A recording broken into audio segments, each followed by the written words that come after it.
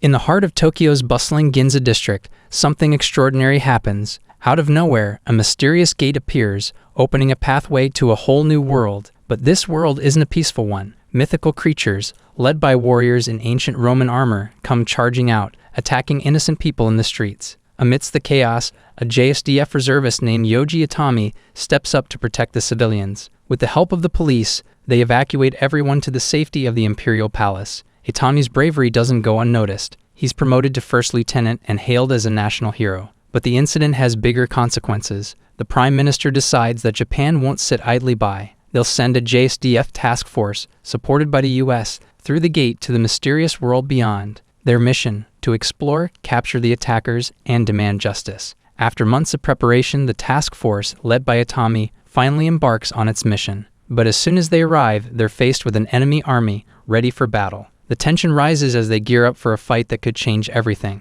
Beyond the gate, Itami and his fellow soldiers will face not only a physical battle, but also one within themselves. They'll discover their true strengths and confront their deepest emotions. Along the way, they'll build friendships, challenge their beliefs, and find acceptance in unexpected places. The world they encounter is a sight to behold. Vast landscapes, ancient ruins, and fantastical creatures await them at every turn. It's a visual feast that adds to the wonder and excitement of their journey. Through their conversations, the soldiers share their hopes, fears, and dreams. They support each other, finding solace in their camaraderie amidst the chaos. Together, they'll redefine what it means to be heroes and discover the power of unity. In the land surrounding the gate at Alness Hill, a clash between armies unfolds. The mighty empire sends its forces to confront the Japanese stationed there, confident in their strength. But to their shock, the JSDF's advanced artillery proves devastating, obliterating the empire's army with ease. Emperor Molt, realizing the gravity of the situation, calls upon the vassal states to launch an attack. However, this turns out to be a calculated move by the emperor himself. The vassal states suffer heavy casualties, ensuring they cannot exploit the empire's weakened military. Meanwhile, as tensions mount and the possibility of a JSDF advance looms, Youji Itami is given a crucial role. He's assigned to lead the newly formed 3rd Recon Unit, tasked with surveying the nearby cities and points of interest. Itami's character develops as he takes on this leadership role, facing the challenges that lie ahead. Their journey takes them through the village of Koda, a humble settlement with its secrets. But as they continue their mission, a shocking sight greets them: a colossal fire dragon ravaging the nearby forest, leaving destruction in its wake. The conflict and tension rise as they witness the devastation caused by this mythical creature. During the chaos, Itami's compassion leads him to search for survivors. It's during this search that he stumbles upon something extraordinary: a young elf woman, unconscious and hidden deep within a well. This encounter not only adds emotional depth to the story, but also sets the stage for a deeper exploration of acceptance and strength. Taking the unconscious elf woman with them, the 3rd Recon Unit makes its way back to the village of Koda. As they arrive, they discover the villagers in a state of distress upon learning about the destructive fire dragon. Recognizing the danger, the villagers make a collective decision to evacuate, seeking assistance from the Japanese soldiers. This creates a sense of urgency and conflict as they work together to ensure the safety of everyone involved. During the evacuation, the group, now including all the villagers, receives unexpected reinforcements in the form of 2 mages, Lilela Lalina and her master Kato L. Alteston. This introduction of magical characters adds a new dimension to the story, enhancing the visual description and opening doors for the exploration of fantastical elements. The mages bring their unique abilities and knowledge, contributing to the conflict and tension that surround the group. Amidst the chaos, a group of bandits seizes the opportunity to attack the vulnerable villagers. However, their plans quickly unravel as they are mercilessly defeated by Rory Mercury, an apostle of the dark god Emery. This encounter brings forth a clash of strengths and establishes Rory as a formidable character. The conflict escalates, showcasing both the physical and ideological clashes between different factions. As the journey continues, Itami's party, along with the refugees and newfound allies, comes face to face with Rory. Surprisingly, Rory decides to join and accompany them on their mission. This unexpected alliance adds complexity to the relationships between the characters and introduces further conflict and tension within the group. Dialogue exchanges and interactions between the characters contribute to their development as they grapple with their differences and find common ground. However, their progress is interrupted by the re-emergence of the fire dragon, which launches a vicious attack on the convoy. The stakes are raised as numerous villagers lose their lives, intensifying the emotional depth of the narrative. Itami's party takes decisive action by using an anti-tank rocket to cripple the dragon, forcing it to retreat. This moment of triumph injects a surge of strength and hope into the story, emphasizing the themes of resilience and determination. After parting ways with the villagers, Itami makes a crucial decision. He chooses to lead the remaining refugees, along with Rory, the elf woman, and Lily, back to the safety of Alness Hill. This decision not only shapes Itami's character development, but also reinforces the themes of acceptance and strength as he takes responsibility for the well-being of those under his care. The 3rd Recon Unit makes its way back to Alness Hill, now transformed into an advanced JSDF base. Recognizing the dire situation of the refugees, Itami secures authorization to provide them with much-needed shelter. This decision showcases character development and a sense of empathy within Itami, highlighting his commitment to helping others. Meanwhile, Princess Pina Colada, hailing from the Empire, becomes increasingly curious about the JSDF and their remarkable achievements. Intrigued, she takes it upon herself to personally investigate the situation, adding a layer of conflict and tension to the story. Back at Alness Hill, the refugees gradually adjust to their new lives alongside the Japanese soldiers. However, an intriguing mystery arises when Tukaluna Marceau, the elf girl, repeatedly requests supplies not only for herself, but also for an unknown male who is not officially listed among the guests. This enigma adds suspense and curiosity, driving the narrative forward and deepening the emotional depth. Recognizing that they cannot rely on the JSDF's generosity indefinitely, Lily suggests a practical solution. She proposes collecting scales from the dragons slain by the JSDF, which can be sold for a substantial price in the local markets. This plot development highlights the characters' resourcefulness and their ability to adapt to their circumstances, showcasing themes of strength and resilience. Simultaneously, on the other side of the gate, the Japanese Diet seeks an audience with Itami regarding the battle against the fire dragon. However, due to the timing of the summons, Itami and his companions, including Rory, Lily, and Tuka, have already embarked on a journey to the city of Italica. Their mission is to trade the collected dragon scales, seeking both economic benefit and vital information about the JSDF. This convergence of different storylines heightens the sense of anticipation and builds towards a climactic encounter. Itami's party reaches the bustling city of Italica just in time to witness a fierce assault by a bandit force composed of deserters from the defeated armies at Alness. Led by Princess Pina, the city's forces valiantly fight back, but it becomes clear that they lack the strength to hold off the bandits until reinforcements arrive. This predicament puts Pina in a difficult situation, filled with conflict and tension. In a fateful encounter, Pina crosses paths with the 3rd Recon Unit and learns of their capabilities. Understanding the gravity of the city's plight, Itami makes a courageous decision to aid in its defense. He agrees with Pina's plan, positioning himself and his soldiers on the vulnerable side of the walls, the south gate, to act as a decoy. This strategic move demonstrates Itami's character development and his willingness to put himself at risk for the greater good. However, the enemy proves to be cunning and refuses to fall into their trap. Instead, they launch a devastating attack on the main force at the east gate, catching them off guard. The visual description of the crumbling defenses and the intense battle scenes heighten the conflict and raise the stakes for our characters. As the city's defenses are breached, despair looms over Princess Pina. This emotional depth adds to the tension and emphasizes the dire situation they find themselves in. It becomes a pivotal moment where the strength and resolve of the characters will be tested. Rory, Itami, and their trusted comrades, Akira Tomita and Shino Kuribayashi, embark on a mission to join Princess Pina and support her troops. Recognizing the urgency of the situation, the JSDF dispatches a helicopter unit to assist the 3rd Recon Unit in defending Italica. The timely arrival of the helicopters, accompanied by the powerful melody of Wagner's Ride of the Valkyries blaring from loudspeakers, adds an intense and visually striking element to the scene as they effortlessly annihilate the invaders. Meanwhile, Lily successfully sells the collected dragon scales, and Itami engages in negotiations with Pina and the people of Italica. Despite the trivial compensation terms offered, Itami ensures that the sovereignty of Italica remains intact, emphasizing the theme of acceptance and strength in preserving alliances amidst chaos and conflict. As the 3rd Recon Unit prepares to depart for Alness Hill, they unexpectedly cross paths with Pina's Order of the Rose Knights. Unaware of the recently established peace treaty, the Knights mistake Itami and his team for threats and capture him. In a tense moment, Itami, choosing to prioritize peace over violence, orders his unit to leave without him, sacrificing his freedom for the sake of avoiding further conflict. This decision showcases his character development and willingness to make personal sacrifices for the greater good. In Italica, Princess Pina expresses her concern to her knights, Bozes and Panache, about capturing Itami, fearing that it may provoke the JSDF and jeopardize the fragile treaty they recently established. Meanwhile, Itami receives treatment for his wounds from the formal family staff. Sensing the urgency to rescue Itami, Rory, Lily, Tuka, and some members of the 3rd Unit secretly return to Italica. To their surprise, they are warmly welcomed by the formal maids, leading to a small social gathering where they reunite with Itami. In a separate turn of events, Pina, desperate to seek forgiveness from Itami, instructs Boses to spend the night with him. However, Boses becomes angered when she witnesses Itami enjoying himself and seemingly ignoring her. Fearing that her actions may have worsened the situation,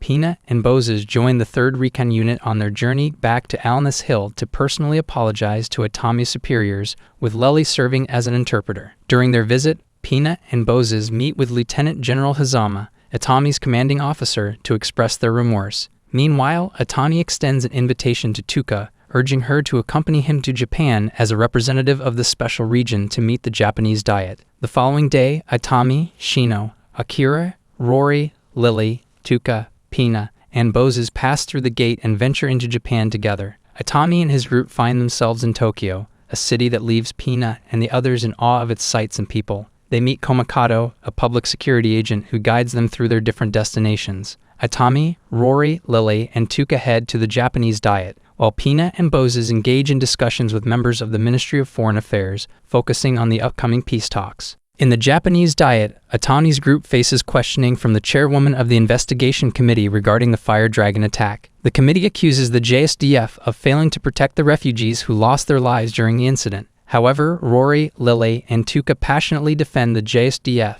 recounting how the Japanese soldiers saved numerous lives from the monstrous creature. Their heartfelt testimony challenges the accusations and sheds light on the heroic efforts of the JSDF. After the intense proceedings, Itami's and Pina's groups reunite in the subway, seeking to escape the press and a mysterious group that appears to be targeting the special region girls. Concerned about a potential mole leaking their plans, Itami decides to change their course and takes the group to stay with his ex-wife. After sharing all the intricate details with his ex-wife Riza, Itami found solace in her agreement to assist him in navigating the complex situation. They devised a plan for Riza to take Rory, Lily, and Tuka on a shopping trip the following day, providing a distraction and keeping them away from the imminent turmoil. Itami knew he could rely on Riza's resourcefulness and ability to handle the girls. In the meantime, Akira, Pina, and Boses ventured to the library, curious about the boys' love manga that Riza had recommended. The unconventional choice sparked their interest, leading them down an unexpected literary exploration. The visit provided a brief respite from the mounting tension,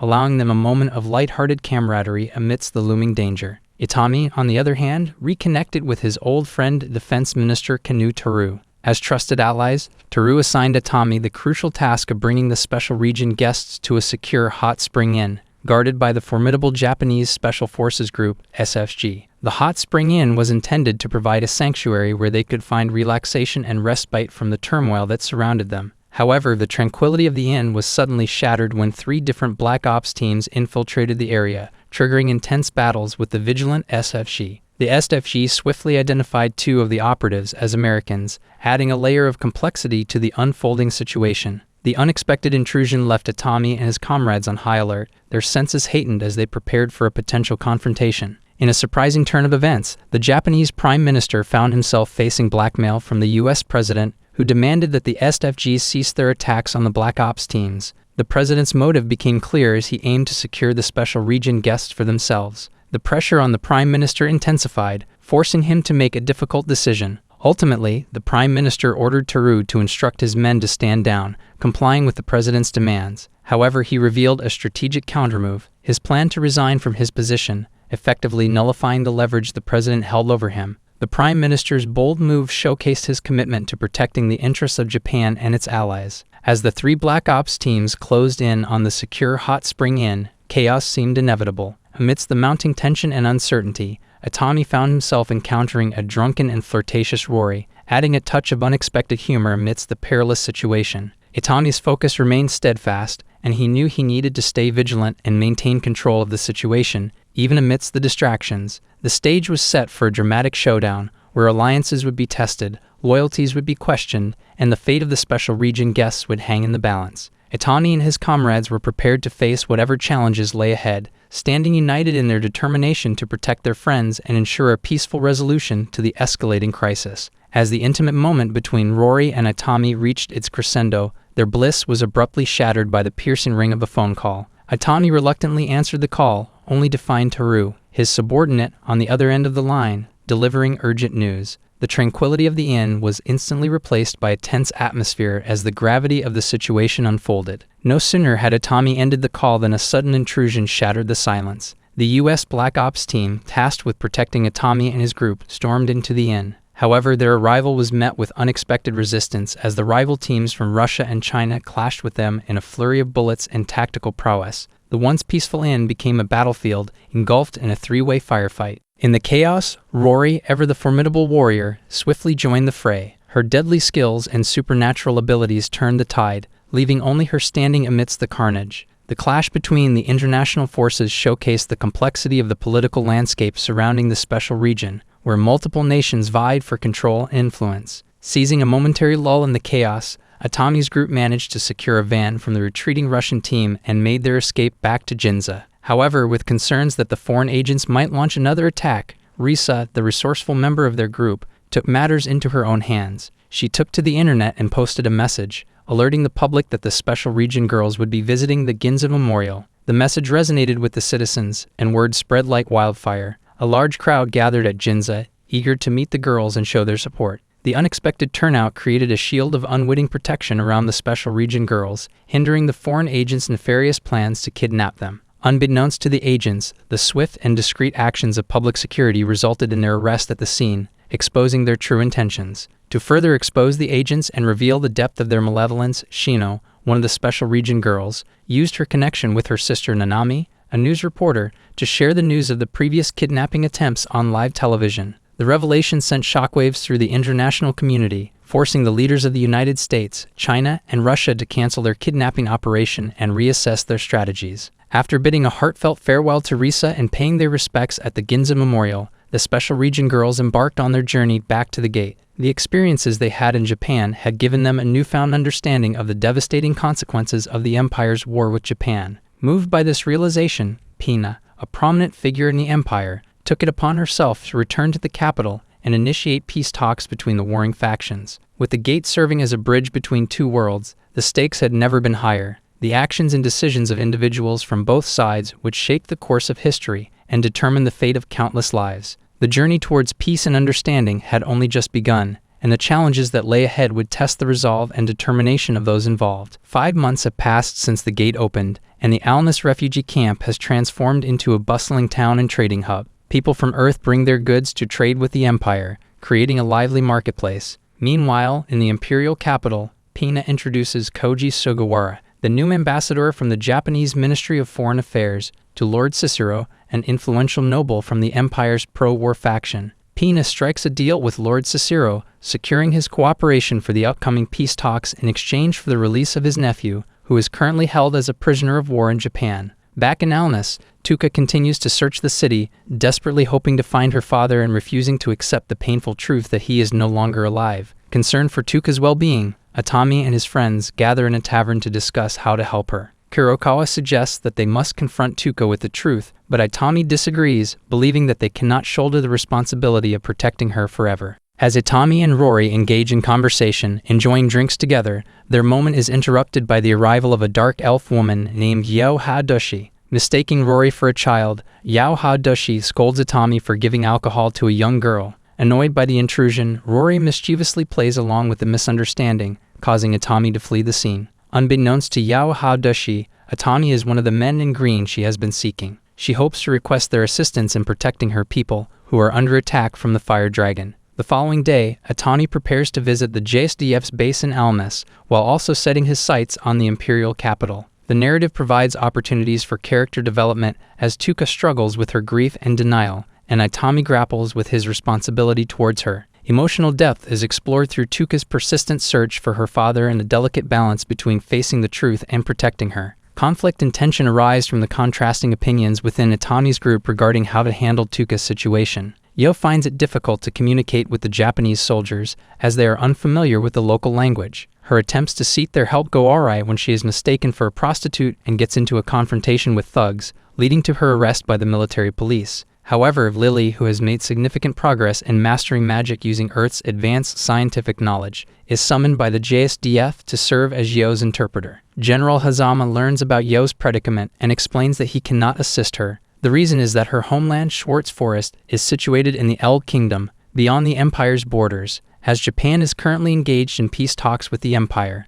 Sending troops across their borders would provoke a war and undermine the fragile peace they are striving to achieve. Devastated by this news, Yao receives sympathy from some compassionate soldiers. Lieutenant Akira Yanagita suggests that Yao should seek help from Itami. Meanwhile, Itami and his men carry out their mission of delivering goods from Earth to Pina and Hamilton, aiming to gain the support of more nobles in their pursuit of peace with Japan. Before departing, Itami unwittingly gives Pina a yaoi doujin translated by Boses in Panache. Little does he know that the doujin contains newspaper clippings highlighting his previous heroic actions. As Itami returns to the base with hopes of fostering peace between the warring factions, Lily narrates that the conflict is far from resolved. This segment of the story incorporates character development as Yu faces setbacks and seeks help, and Lily continues to grow in her magical abilities. Emotional depth is explored through Yao's disappointment and the soldier's empathy toward her situation. Conflict arises from the political complexities and limitations that prevent immediate assistance to Yao.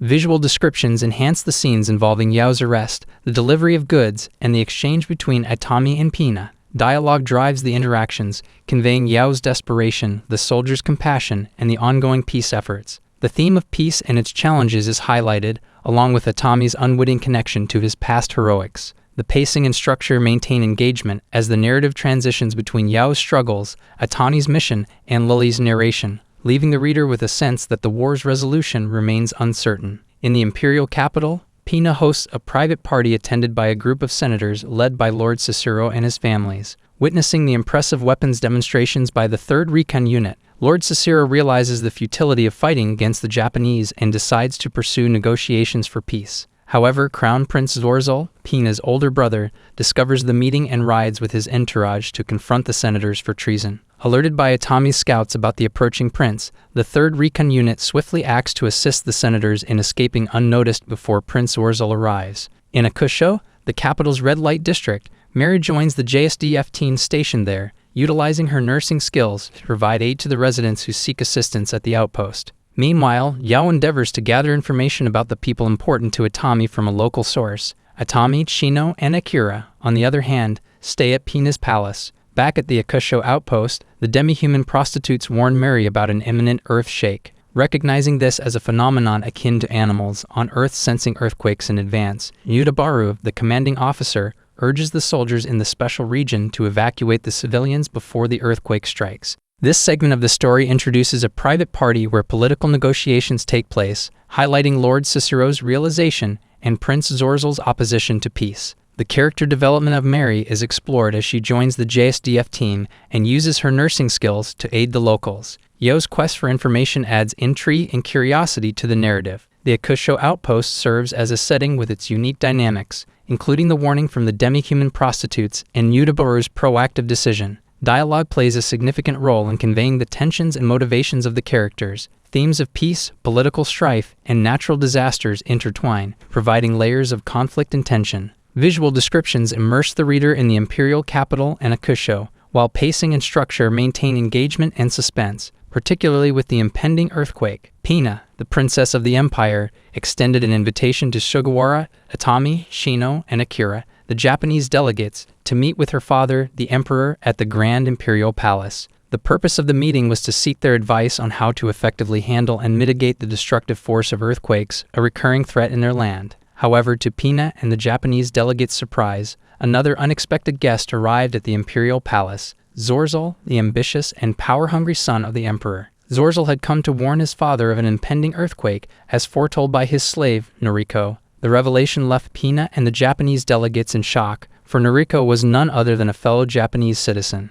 Infuriated by Zorzal's cruel treatment of Noriko, Itami's anger got the better of him, and he landed a solid punch on Zorzal, rescuing the defenseless girl. Zorzal's bodyguards, loyal to their master, attempted to retaliate, but they were swiftly and decisively neutralized by Shino's expert marksmanship. Itami and Shino, fueled by their desire to find and rescue their fellow countrymen, resorted to interrogating Zorzal for information about other Japanese captives. However, their efforts were interrupted by Tuel, another slave under Zorzal's control, who intervened to protect her master. The confrontation reached a stalemate, leaving the Japanese delegates frustrated but determined to uncover the truth. Sugawara, recognizing the urgency of the situation, warned the emperor of the potential repercussions if the kidnapped Japanese citizens were not immediately returned to Japan. With his message delivered, the Japanese launched an airstrike on the Imperial Senate building as a further demonstration of their resolve and to convey the importance of finding a peaceful resolution. Meanwhile, as Tuel tended to Zorzel's wounds, his younger brother,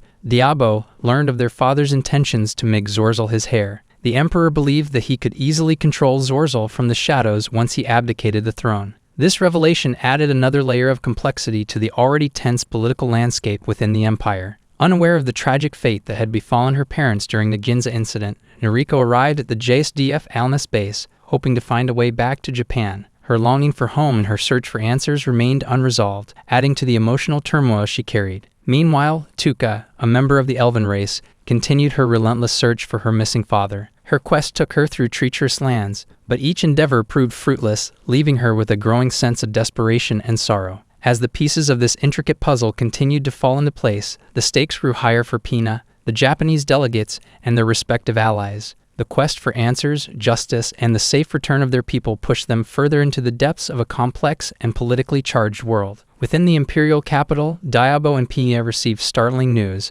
Zorzel had been officially declared the heir to the throne. This revelation shook them to their core, for they were aware of their father's intentions to control Zorzel as a puppet ruler. However, Zorzel, far from being a compliant heir, harbored ambitions of his own and refused to succumb to his father's plans. Unbeknownst to Diabo and Pina, Zorzel was under the manipulative influence of Tuel, a slave seeking revenge against the empire. Tuel devised a diabolical plan to bring destruction upon the empire by orchestrating the murder of Noriko, framing Pina for the crime, and provoking the wrath of the Japanese Self-Defense Forces, JSDF. Meanwhile, at the Alness base, Yanagita approached Itami with a dangerous mission, to travel to the Eld Kingdom and eliminate the formidable fire dragon. However, Itami, concerned for the safety of his soldiers, refused to put their lives at unnecessary risk. He was unwilling to embark on a mission that could potentially lead to devastating consequences. However, amidst these tumultuous events, Tuka, consumed by grief and despair, had descended into madness. Yao, a comrade, confronted her with the truth. Her father had been killed by the very fire dragon that Itami was being asked to confront. Tuka's fragile psyche shattered, and in her distorted state of mind, she came to believe that Itami was her father. The revelation further pushed her toward the edge of insanity. In a confrontation with Itami, Yao revealed her desperate plea for help. She implored him to aid her people, even if it meant causing pain to those close to him. Itami, aware of the gravity of the situation, made the difficult decision to assume the role of Tuka's father temporarily, hoping to provide her with the stability she desperately needed. However, Tuka's descent into madness continued unabated, posing a threat to her well-being and those around her. Itami realized that the only way to help Tuka recover and end her delusions was to confront and seek vengeance against the fire dragon. Driven by a sense of duty and empathy, Itami resolved to embark on this perilous journey. Rather than traveling to the imperial capital with his men, Itami assembled a team consisting of Chuka, Rory, Lily, and Yao. Equipped with supplies provided by Yanagita, they set off in a Humvee, determined to face the formidable fire dragon and bring an end to Tuka's suffering. The path ahead was fraught with danger, uncertainty, and the weight of their respective burdens. Itami and his companions were propelled forward by their unwavering resolve to confront the fire dragon and bring justice to those who had suffered. The journey would test their courage, resilience, and the bonds that held them together as they ventured into the unknown. In the bustling Alness refugee town, Dalila, a skilled warrior bunny working at the local bar, received a fateful order from her master, the Formal clan. Unbeknownst to Dalila, the order to assassinate Noriko had been forged by Tuel, the former queen of Dalila's tribe, who sought revenge against the empire. As the pieces of this intricate puzzle began to fall into place, General Hazama, upon learning of Itami's quest to confront the fire dragon, swiftly formed a task force to assist. Recognizing the immense threat posed by the formidable creature, Hazama understood the importance of pooling resources and expertise to increase their chances of success. In the shadows of strategy and negotiation, Yanagita and King Duran struck a deal that would grant the JSDF permission to pass through the Eld Kingdom. Their collaboration would prove instrumental in facilitating Itami's mission and ensuring a united front against the fire dragon. Dalila's attempt to assassinate Noriko was thwarted when Yanagita discovered their sinister plot. The confrontation between the two ended in a fierce battle, leaving both wounded from their clash. The incident caught the attention of the JSDF, prompting an investigation into the assassination attempt. With the assistance of the Formal clan, the JSDF uncovered crucial information. It was revealed that the Formal clan butler had forged the letter under orders from Zorzel's faction. The web of deceit was untangled further, shedding light on the machinations of those within the empire who sought to undermine peace and stability. To gain deeper insights into their plans, Furuta Hitoshi, one of Itami's soldiers, went undercover as a chef within the imperial capital, skillfully maneuvering to earn Zorzel's favor. Meanwhile, Itami's party finally arrived at Yao's village, where they were met with anticipation and hope. As Yao ventured off to greet her people, Itami and the rest of the group found themselves surrounded by a group of dark elf guards, their intentions unclear. However, their predicament took an unexpected turn when the legendary fire dragon made a grand appearance,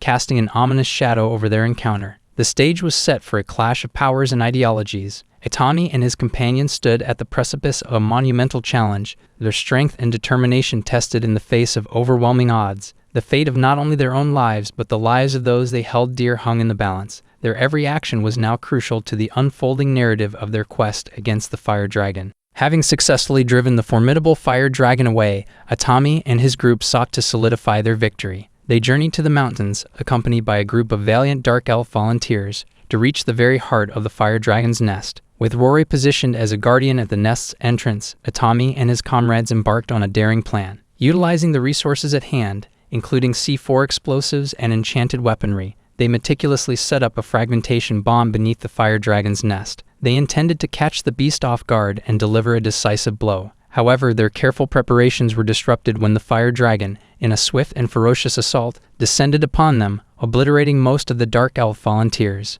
Amidst the chaos and carnage, Tuka, plagued by denial and grief, finally came to accept the painful truth. Her father was gone. In a moment of awakening, she tapped into the depths of her magical abilities, conjuring powerful lightning magic that unintentionally ignited the C4 explosive. The resulting explosion claimed the life of the fire dragon, ending its reign of terror. As the survivors made their harrowing escape from the treacherous mountain, they discovered Rory, the divine apostle, heavily injured from her battle with Giselle, a rival apostle. Giselle emerged from the shadows, revealing her sinister role in awakening the fire dragon. Her motives stemmed from a desire to capture Rory for her patron, the underworld goddess Hardy. Giselle had employed the fire dragon's two hatchlings as accomplices in her malevolent scheme. With Giselle's dragons in hot pursuit, Itami and his group found themselves in grave danger. However, their peril was swiftly averted when the JSDF task force arrived, unleashing their formidable firepower to eliminate the pursuing dragons. The decisive intervention of the JSDF forces forced Giselle into a hasty retreat, her plans thwarted for the time being.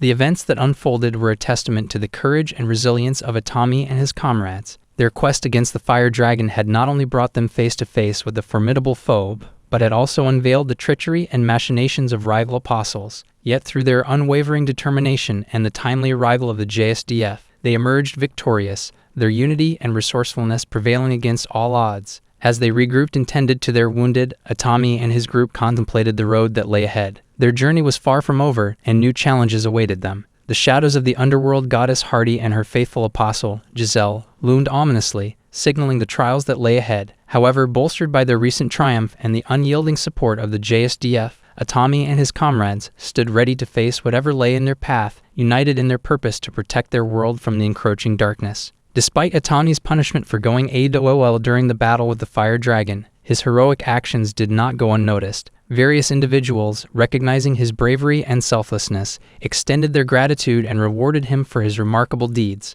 Inspired by his unwavering dedication, Itami was soon entrusted with a new mission, one that would see him venture alongside Lily, Rory, Tuka, and Yao to scout for valuable resources. Their journey led them to the enchanting magic city of Rondel, where Lily aimed to present her groundbreaking research to her fellow mages. Success in this endeavor would secure her the coveted title of Master, a prestigious rank among magical practitioners. As the group immersed themselves in the vibrant city, they crossed paths with Lily's older sister, Arpeggio, and her mentor, Mimosa Lamer. Their presence added a sense of familiarity and familial connection to the already eventful journey. Meanwhile, in the imperial capital, the long-awaited peace talks between Japan and the Empire commenced. Despite Zorzel's seething anger over the failed attempts to assassinate Noriko and undermine the negotiations by framing Pina, the discussions moved forward. The celebration of the fire dragon's defeat brought a temporary respite, as the Emperor himself took delight in learning that one of their own, Lily, had played a crucial role in the dragon's downfall.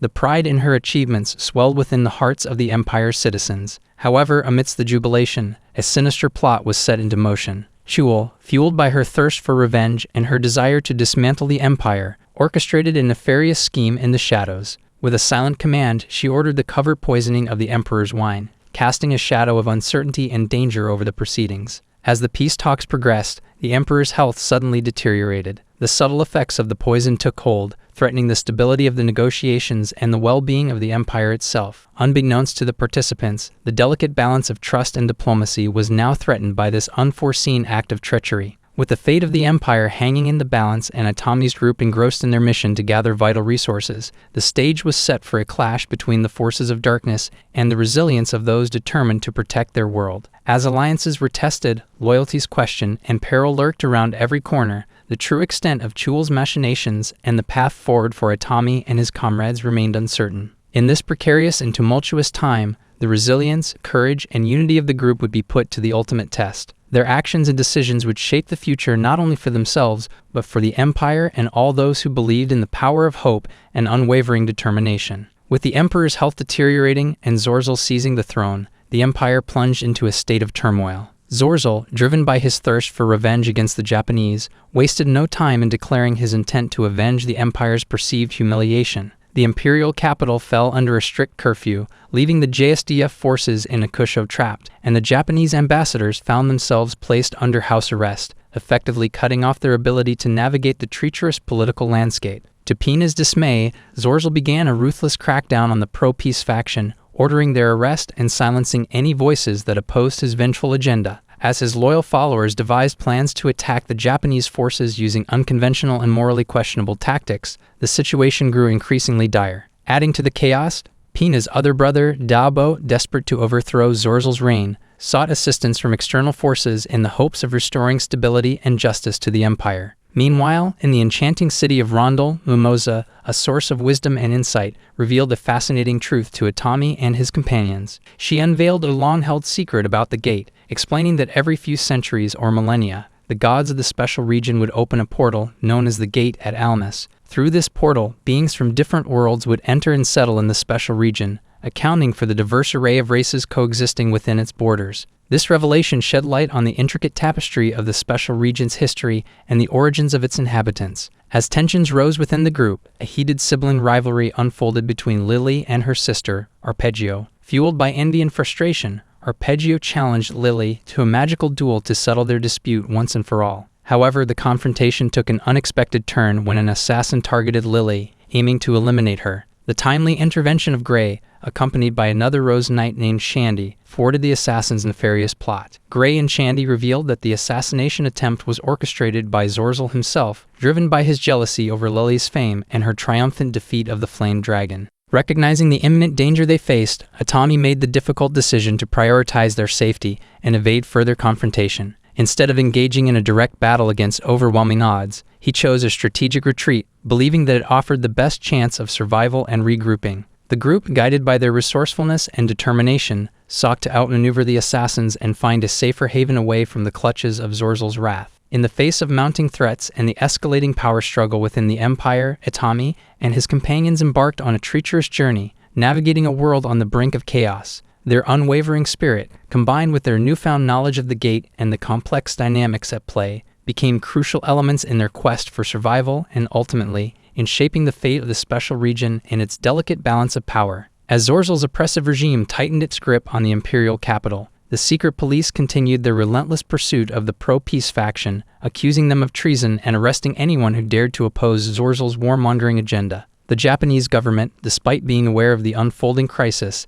issued strict orders for their personnel to refrain from direct involvement, including denying sanctuary to the persecuted faction. During chaos and despair, Marquis Casel, a member of the pro-peace faction, sought refuge with the Thierry family. However, their temporary sanctuary was shattered when the Oprichnina, Zorzel's brutal enforcers, launched a vicious assault on their home. Faced with overwhelming odds, Sherry Thierry, the daughter of the family, made the difficult decision to aid Castle's escape, while her parents valiantly sacrificed themselves to halt the advance of the merciless attackers. Finding themselves on the run, Sherry and Castle embarked on a perilous journey to seek asylum at the Jade Palace, which had transformed into the Japanese embassy and now enjoyed the protection of the Rose Knights. Within the sanctuary of the palace, bound by a treaty that prevented the empire from violating its grounds, Sherry hoped to find safety and security. Her eyes turned to Sugawara, whom she regarded as a potential future husband, in the hopes that he would lend them his assistance. However, Sugawara, torn between his inclinations and his duty to his country, initially adhered to the orders of non-interference.